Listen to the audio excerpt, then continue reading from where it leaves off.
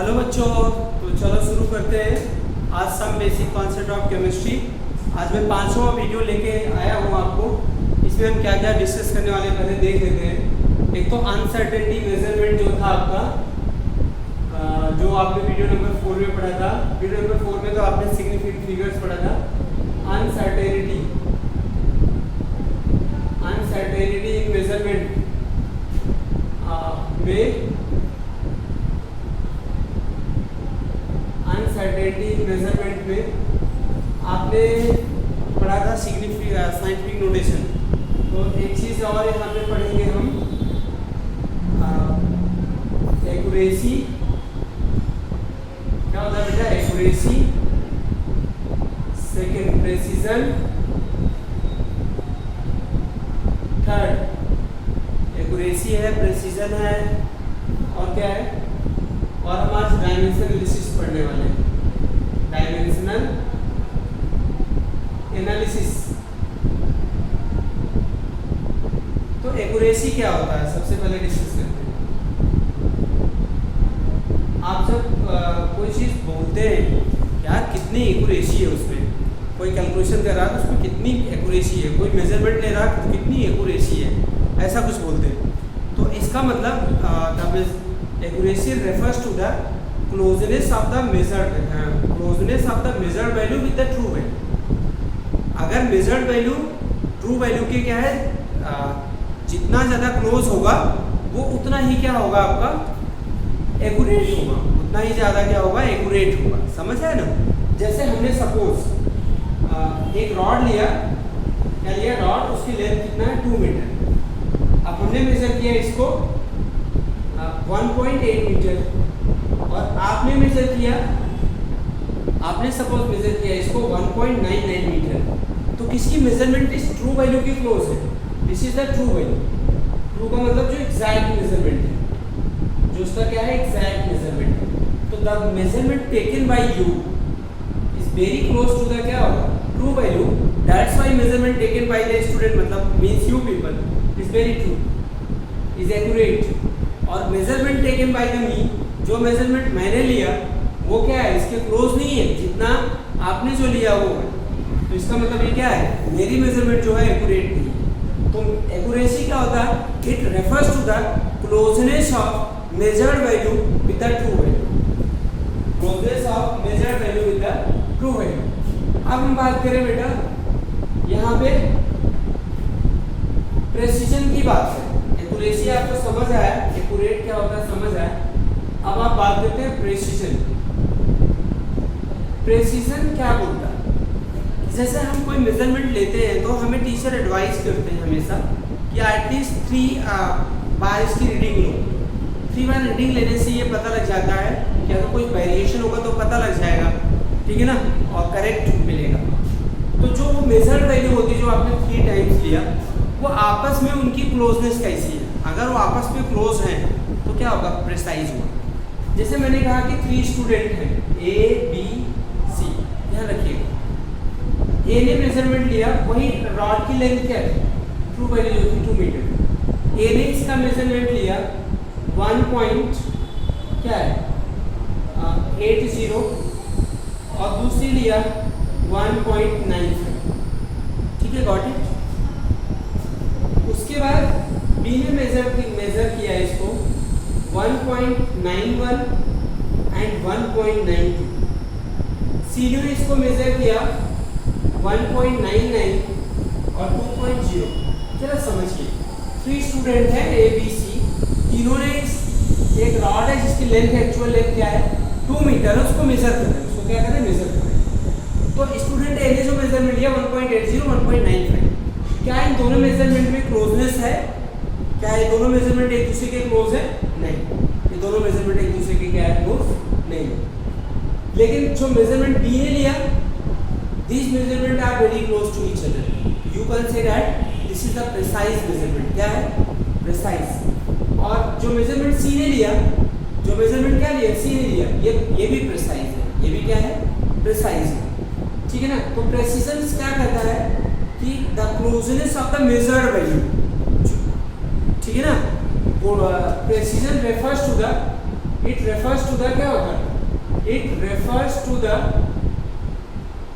Closeness of, क्या होगा, closeness of measured value, जो वैल्यू मेजर की गई उसको मेजर्ड, उसकी क्लोजनेस को एक्सप्लेन करता है, ठीक है ना। तो अब हम बात करें बच्चे यहाँ पे, तो तीनों एक्सपेरिमेंट पे अगर एक्यूरेसी और प्रेसिजन को लेकर के बात करें, measurement taken by A neither accurate nor precise, मतलब देखिए 1.80 1.95 ये इस ट्रू वैल्यू के क्या है, क्लोज नहीं है, इस ट्रू वैल्यू के क्या है, क्लोज नहीं है, ध्यान रखिएगा, आएगी ना मशीन। तो ये क्या है आपका जो मेजरमेंट ए ने लिया है वो ना तो प्रिसाइज है और ना एक्यूरेट है, ठीक है। देखो प्रिसाइज क्यों नहीं है, क्योंकि ये जो मेजर्ड वैल्यू है इनकी आपस में क्लोजनेस है, इनमें बहुत ज़्यादा डिफरेंस है। और ट्रू क्यों नहीं है, क्योंकि जो मेजर्ड वैल्यू है ट्रू वैल्यू के क्लोज नहीं है, इसलिए। तो this measurement, the measurement taken by A neither precise nor accurate. अब बी की बात करते हैं, measurement taken by the B is precise not accurate, एक दूसरे के क्लोज तो हैं लेकिन ट्रू वैल्यू के क्लोज नहीं। तो एक क्या होगा, मेजरमेंट, जो मेजरमेंट बी ने लिया है वो ना तो वो प्रिसाइज तो है लेकिन क्या है, वो एक्यूरेट नहीं है, क्या है, एक्यूरेट नहीं। अब मेजरमेंट टेकन बाय द सी, जो सी ने जो मेजरमेंट लिया उसके बारे में हम सोचिए, measurement taken by the C is very close, एक दूसरे के क्या है, क्लोज है ना एक दूसरे के। तो it means what, these measurement are precise और क्या है, एक्यूरेट भी, और क्या है, एक्यूरेट भी। समझ आया नहीं है, हाँ, तो ध्यान रखिएगा इस चीज़ का, ठीक है ना। तो ये था एक्यूरेसी एंड प्रेसिजन। थोड़ा सा बेटा अगला टॉपिक ले लेते हैं, डायमेंशन एनालिसिस। क्या होता है, डायमेंशन एनालिसिस, इसकी बहुत जरूरत पड़ती है, डायमेंशन एनालिसिस। डायमेंशन एनालिसिस को और क्या बोलते हैं बेटा, यूनिट फैक्टर। क्या बोलते हैं, unit factor. it is used to convert from one system to another system. Dimension analysis एक यूनिट को एक पर्टिकुलर यूनिट को एक सिस्टम से दूसरे सिस्टम में कन्वर्ट करने के लिए यूज करते हैं। जैसे मैं एक सिंपल एग्जांपल लूँ आपको, मीटर को सेंटीमीटर में कन्वर्ट करना है, तो 1 मीटर इक्वल टू क्या होगा, 100 सेंटीमीटर। क्या है, 100, सभी को पता है 1 मीटर इक्वल टू 100 सेंटीमीटर। अगर हम 1 को इधर ही रहने दें और किसको, मीटर को इधर लाएं, तो क्या होगा, 100 सेंटीमीटर अपन मीटर हो जाएगा, ठीक है। अब ये बताइए, ये चीज़ किसके इक्वल हुआ, 1 के हुआ, किसके इक्वल हुआ, 1 मतलब क्या है आपका, यूनिट फैक्टर है। क्या है आपका, यूनिट फैक्टर। समझ आएगी बात। अब इस यूनिट फैक्टर को किसी से मल्टीप्लाई करते हैं, क्या करते हैं, किसी से मल्टीप्लाई करते हैं, जिसको मीटर को सेंटीमीटर में कन्वर्ट करना होता है, तो सेंटीमीटर आ जाएगा। कहोगे सर ये तो बहुत सिंपल सी बात है, आप इसको क्या बता रहे हो, हमें तो पता है। अब मैं कहूँ कि 2 मीटर इक्वल टू क्या होगा, आप तुरंत बता दोगे 100 सेंटीमीटर, ठीक है ना। तो 2 मीटर में कितने सेंटीमीटर होंगे, मैंने कहा इसका यूनिट फैक्टर क्या करिए, यूनिट फैक्टर से मल्टीप्लाई कर दो, 100 सेंटीमीटर अपन मीटर, तो मीटर से मीटर कैंसिल, तो क्या आ गया, 200 सेंटीमीटर। तो 2 मीटर इक्वल टू कितना सेंटीमीटर होगा, 100 सेंटीमीटर। चलिए एक चीज और करते हैं, आपको एक पता 1 पिकोमीटर इक्वल टू कितना मीटर होता है, बताइए, 10 की पावर -12 मीटर, ठीक है ना। अब इसका यूनिट फैक्टर क्या होगा, 1 इक्वल टू क्या होगा, 10 की पावर -12 अपन क्या होगा, पिकोमीटर। ये मीटर है और ये क्या है, पिकोमीटर। इसे क्या बोलते हैं, यूनिट फैक्टर। इसे क्या बोलते हैं, unit factor. Okay, unit factor किसके लिए, पिकोमीटर को मीटर में कन्वर्ट करने के लिए, किसको, पिकोमीटर को मीटर में कन्वर्ट करने के लिए। तो जैसे हमने कहा कि सपोज 10 पिकोमीटर है, इसको आप मीटर में बदलिए ना, तो क्या करेंगे, 10 पिकोमीटर इंटू 10 pm इंटू क्या होगा, 10 की पावर -12 मीटर अपन क्या होगा, पिकोमीटर। देखो पिकोमीटर से पिकोमीटर कैंसिल हो गया ना, तो क्या होगा, 10 की पावर -11 मीटर ना, तो ये 10 पिकोमीटर में इतने मीटर होते हैं। यही डायमेंशन एग्जिस्ट होता है, यही क्या होता है, तो बेटा फैक्टर है, इसको कन्वर्जन में आपको करना है, ठीक है। मैं अभी आपको डिटो एनसीईआरटी पढ़ा रहा हूँ, ठीक है ना। तो जो भी बिगिनर्स हैं उनके लिए बहुत हेल्पफुल है, जो बच्चे बिगिनर्स हैं उनके लिए हेल्पफुल होगा बहुत। आइकनिक एक्सपेरिमेंट कैसे पढ़ना है आपको, तो इस तरीके से आपको पढ़ना है। और प्लीज़ मेरे वीडियो को लाइक और सब्सक्राइब जरूर करते रहे, बहुत हेल्पफुल होगा आपके लिए भी, और पूरा वीडियो देखिए तब समझ रहे हैं। अब हम आपको कुछ लॉज पढ़ा देंगे। लॉज ऑफ क्या है बच्चों, laws of chemical combination, laws of chemical combination, ठीक है ना। कुछ यहाँ पे लॉज पढ़ेंगे, ठीक है ना। सबसे पहले जो लॉज आता है इसको आपने प्रीवियस क्लास में भी पढ़ा हुआ है, law of conservation of mass, law of conservation of mass, ठीक है बच्चे, law of conservation of mass. तो अगर मैं इसमें बताऊं law of conservation of mass, इसको किसने दिया था, एंटोनी लावेसियर ने दिया था। इस लॉ एंटोनी लावेसियर ने दिया था। इनको हम फादर ऑफ केमिस्ट्री भी बोलते हैं। क्या बोलते हैं, फादर ऑफ केमिस्ट्री बोलते हैं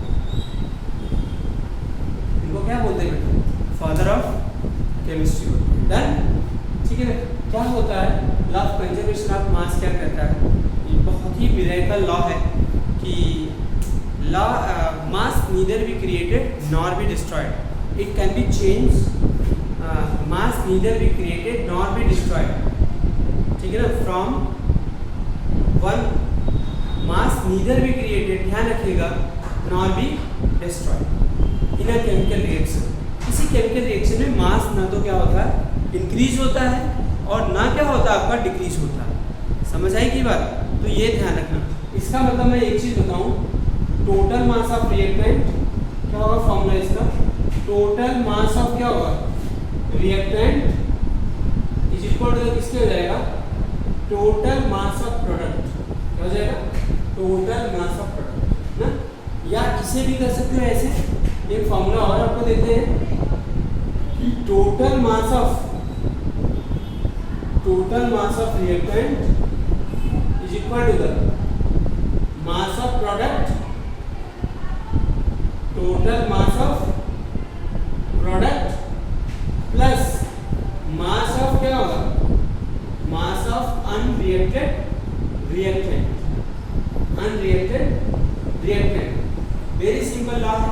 कभी कभी एग्जाम में बेटा आपके होम एग्जाम में पूछा जा सकता है, तो ध्यान रखिएगा, total mass of reactant is equal to क्या होगा, टोटल मास ऑफ प्रोडक्ट, या total mass of reactant is equal to total mass of product plus mass of क्या होगा, अनरिएक्टेड रिएक्टेंट, ठीक है बच्चों। तो ये है लॉ ऑफ कंजर्वेशन मास का फॉर्मूला।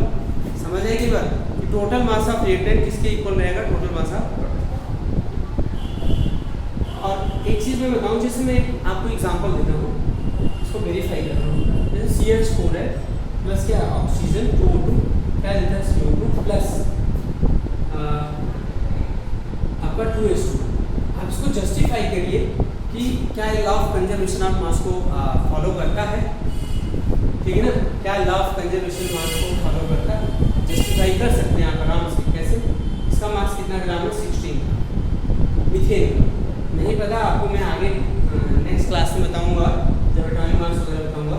कार्बन का इसमें क्या होता है, 12 होता है, एक कार्बन का 12 होता है और एक हाइड्रोजन का 1 होता है। तो 4 हाइड्रोजन हुए तो 4 हो गया और 12 16। यहाँ पे कितने ऑक्सीजन हो गए बताइए, 2 + 4 ऑक्सीजन।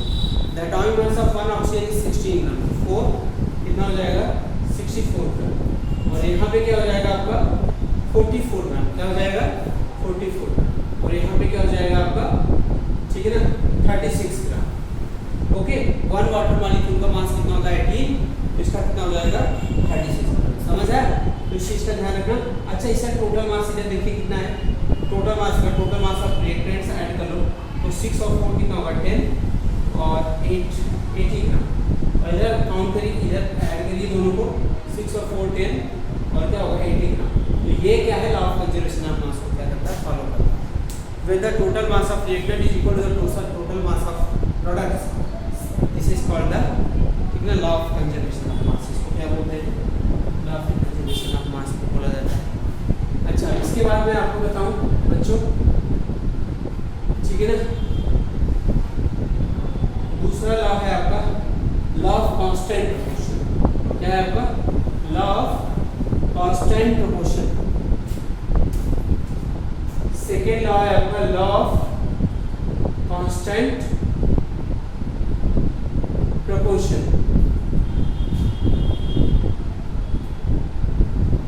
या लॉ ऑफ डेफिनिट प्रोपोर्शन भी बोलते हैं। इसको किसने दिया था पता बच्चों? जेएल प्रुस्ट ने दिया था। किसने दिया था? जेएल प्रुस्ट ने दिया। इन्होंने कहा था in a compound mass of the in a compound element combined in the fixed ratio by the mass. किसी कंपाउंड में एलिमेंट्स क्या होते हैं? फिक्स रेशियो में कंबाइन होते हैं। दिस लॉ स्टेट दैट, ठीक है ना, ये लॉ ये कहता है in the compound element always combined in a fix ratio by mass, it doesn't depend on the source. ये सोर्स पर नहीं डिपेंड करता है। समझ है कि नहीं बात? ये कोई भी कंपाउंड है वो किसी भी सोर्स से बनता हो, लेकिन उसमें उस कंपाउंड में एलिमेंट का रेशियो हमेशा क्या रहेगा? फिक्स रहेगा। इसी को जीएल प्रुस्ट ने बताया था। आप स्टेटमेंट समझ आया? स्टेटमेंट आप नोट कर सकते हो, लिख सकते हो। मैं फिर से बोल रहा हूँ, it states that in a compound element always combined in the fixed ratio by mass. ठीक है ना? जैसे मैं आपको एग्जांपल देता हूँ, जैसे H2O है। H2O में हाइड्रोजन ऑक्सीजन का रेशियो हमेशा क्या रहेगा? कांस्टेंट। इस H2O में चाहे जो भी जिस सोर्स से भी H2O आप बना रहे हो, उसमें 2 ग्राम क्या होगा? हाइड्रोजन होगा, और कितना होगा? 16 ग्राम क्या होगा? ऑक्सीजन। अगर इनकी रेशियो की बात करें, ऑक्सीजन हाइड्रोजन ऑक्सीजन का रेशियो क्या है? 2 रेशियो क्या है? 16। इसे हम क्या कहेंगे? 1:8। दूसरा एग्जाम्पल ले बेटा हम कार्बन डाइऑक्साइड का। कार्बन डाइऑक्साइड डिफरेंट सोर्सेस से बनते हैं। हम भी छोड़ते हैं कार्बन डाइऑक्साइड, ठीक है ना, और प्लांट्स भी छोड़ते हैं कार्बन डाइऑक्साइड, और कंबशन होता है फ्यूल का, तभी भी कार्बन डाइऑक्साइड होता है। आपके घर में जो एलपीजी सिलेंडर यूज़ हो रहा है या पाइपलाइन गैस यूज़ हो रही है, ठीक है ना, यहाँ पे ध्यान रखिएगा। यहाँ पे कार्बन का मास कितना आपका? 12 ग्राम, और ऑक्सीजन का मास क्या आपका? 32 ग्राम। अगर इनके रेशियो की बात करें कार्बन ऑक्सीजन का, तो ये क्या हो जाएगा? 12 रेशियो क्या होगा? 32। मतलब क्या होगा? 4 3 जा 12, 4 8 जा क्या होगा? 32। समझ आया? बताइए, क्लियर हुआ? ठीक है ना? तो कार्बन डाइऑक्साइड किसी भी सोर्स से बने, वो उसके क्या होता है? उस पर डिपेंड नहीं करता। समझ आएगी नहीं बात? सोर्स पर। लेकिन कार्बन डाइऑक्साइड में कार्बन और ऑक्सीजन का रेशियो हमेशा क्या रहेगा? 3:8 रहेगा। क्या रहेगा? 3:8। तो ये आपका क्या है? Law of constant proportion. Law of क्या है? Constant proportion. फिर तीसरा लॉ है जो इंपॉर्टेंट है, ये भी, ठीक है ना, law of definite proportion, law of multiple proportion, law of multiple proportion. Law of multiple proportion क्या होता है बच्चों?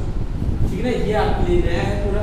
देखिए, ये कहता है कि जैसे 2 डिफरेंट एलिमेंट हैं, 2 डिफरेंट एलिमेंट एक दूसरे से कंबाइन करते हैं। क्या करते हैं? कंबाइन करते हैं, और एक से ज़्यादा कंपाउंड बनाते हैं। जैसे देखो NO और क्या होगा? NO2। तो मास ऑफ द वन एलिमेंट, एक एलिमेंट जिसका मास क्या है? फिक्स है। किसका मास? इन दोनों एलिमेंट, इन दोनों कंपाउंड में किस एलिमेंट का मास फिक्स है? नाइट्रोजन का, क्योंकि इसमें भी नाइट्रोजन एक है, इसमें भी नाइट्रोजन एक है, दोनों में नाइट्रोजन एक है, तो दोनों में मास क्या है? फिक्स। ठीक है ना? मास of the one element which is combined with the fix mass of another element. वो कौन सा एलिमेंट जो कंबाइंड हो रहा है फिक्स मास से? ऑक्सीजन। ऑक्सीजन का देखो, इसमें क्या है? एक एटम है, जबकि इसमें क्या है? 2 एटम। तो इस ऑक्सीजन का, यह ऑक्सीजन एक simple whole number ratio show करेगा। और इस वाले में ऑक्सीजन का कितना मास है बताइए? 16, और इस वाले में कितना है? 32। क्यों? क्योंकि यहाँ पे नंबर ऑफ ऑक्सीजन 1 है, और यहाँ पे नंबर ऑफ ऑक्सीजन कितने हैं? 2। इनका रेशियो क्या होगा जरा बताइए? 1:2। तो ये एक क्या है? Simple whole number ratio show करते हैं। तो क्या होगा? When 2 different element combine form more than 1 compound, mass of the one element which is combined with the fixed mass of another element, so the simple whole number ratio, so the simple whole number ratio। समझ आई कि नहीं बात? ध्यान रखना। देखिए, इसमें fix mass किसका है? नाइट्रोजन का, और जो चेंज होने वाला मास है किसका? ऑक्सीजन का। इसमें देखो 1 ऑक्सीजन एटम है, इसमें 2 है। तो इस कंबाइनिंग ऑक्सीजन का एक फिक्स रेशियो होता है, वो रेशियो क्या है? 1:2। एक एग्जांपल और लेते हैं। 2 एलिमेंट है, डिफरेंट एलिमेंट है, कंबाइन कर रहे हैं बेटा, एक से ज़्यादा कंपाउंड बना रहे हैं। कार्बन मोनोऑक्साइड है, क्या है? Carbon dioxide. ठीक है ना? कार्बन मोनोऑक्साइड का रेशियो क्या है इसमें? बताइए जल्दी से। इसमें देखो ऑक्सीजन का केवल एक एटम है, इसमें कितने हैं? 2। तो बताइए इनका रेशियो क्या होगा? इसमें भी 1:2। तो क्या होगा? When element combine, when 2 different element combine form more than 1 compound, mass of the one element combined with the fixed mass of another element, so the simple whole number ratio by mass। तो बच्चों आप इतना पढ़ना और daily पढ़िए। आप लोग क्या पढ़िए? डेली पढ़िए। डेली पढ़ेंगे तभी आप समझ आएगा, तभी आप कर पाएंगे। Thank you very much.